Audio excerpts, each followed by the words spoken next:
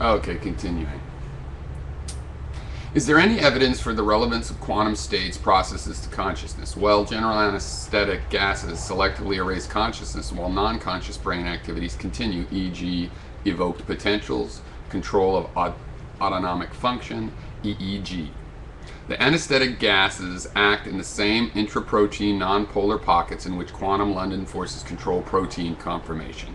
I've been looking this up, and this is not controversial.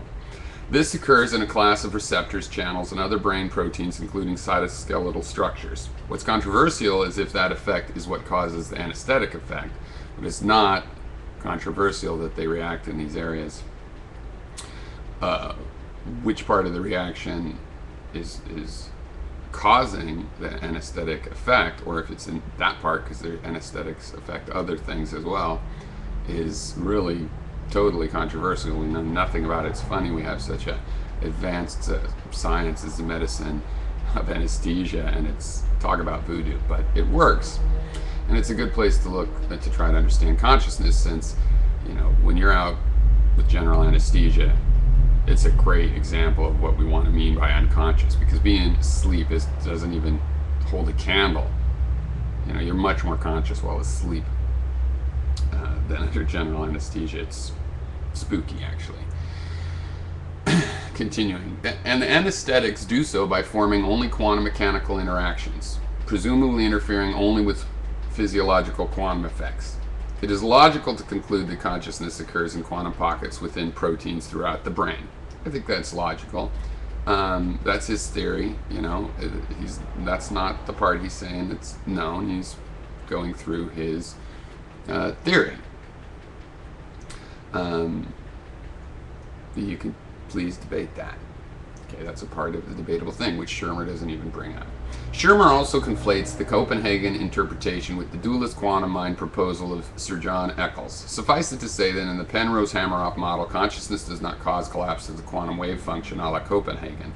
Rather, consciousness is the collapse. More precisely, consciousness is a particular type of self-collapse proposed by Penrose involving quantum gravity currently being tested. Pre-consciousness, currently being tested, pre-consciousness, unconscious/subconscious information exists as quantum superpositions, multiple coexisting possible actions or experiences which, upon reaching a specified threshold at the moment of consciousness self-collapse, choose a particular action or experience. Such conscious moments are calculated to occur roughly 40 times per second. You can also see the details of why he says that. That's the gamma ray frequency, and also something that microtubules are definitely involved in. In non-controversial parts of how neurons seem to be working. All right, so he's walking Shermer through his theory, because Shermer hasn't actually talked about his theory, but he said they have physics envy and biology envy and whatnot. But he also said they had the best scientific theory, but that it's just more heat than light. Shermer closes by advising researchers to look for emergence of consciousness at the neural level and higher. This has been precisely the tack taken by armies of scientists and philosophers for decades, and the result is nil. Consciousness is ever more elusive. The prevalent paradigm that axonal action potentials and chemical synaptic transmissions are fundamental units of computation from which consciousness emerges at a higher order network level force fits consciousness into an illusory, out-of-the-loop epiphenomena. While this might be true, the prevalent paradigm is also incompatible with the best electrophysiological correlate of consciousness, synchronized gamma EEG.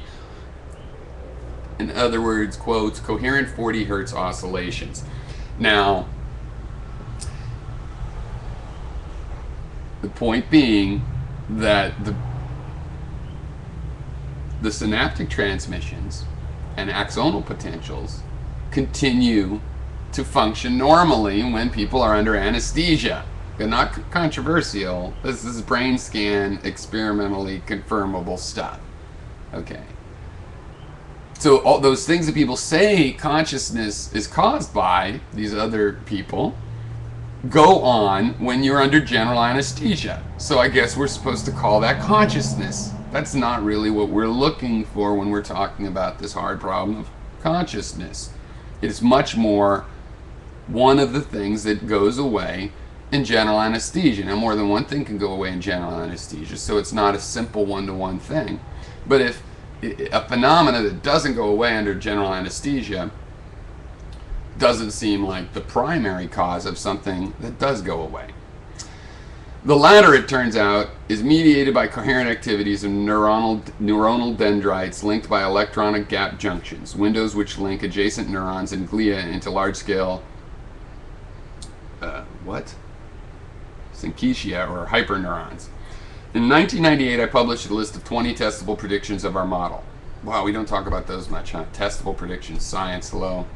Which, unlike prevalent emergence theories, is falsifiable. Several predictions have proven true, e.g. with emergence, we just wait. Several predictions have proven true, e.g. signaling and actions of psychoactive drugs and microtubules. To explain the extension of quantum states among many neurons throughout the brain, I also predicted that neurons connected by gap junctions mediate consciousness, subsequently validated by gamma EEG studies. That doesn't prove that quantum states extend among neurons, e.g. by tunneling through gap junctions, but it casts serious doubt on conventional approaches which have yet to generate a testable prediction. Skeptics like Shermer should apply their craft to conventional dogma as well as to upstart hypotheses. Regarding the film, I stand by my statements, and in parentheses, Shermer didn't criticize anything I said. But what the bleep is entertainment? Lighten up. The early animations of Jules Verne's moon landings were crude by later standards, but planted the seed of a wonderful idea in popular culture.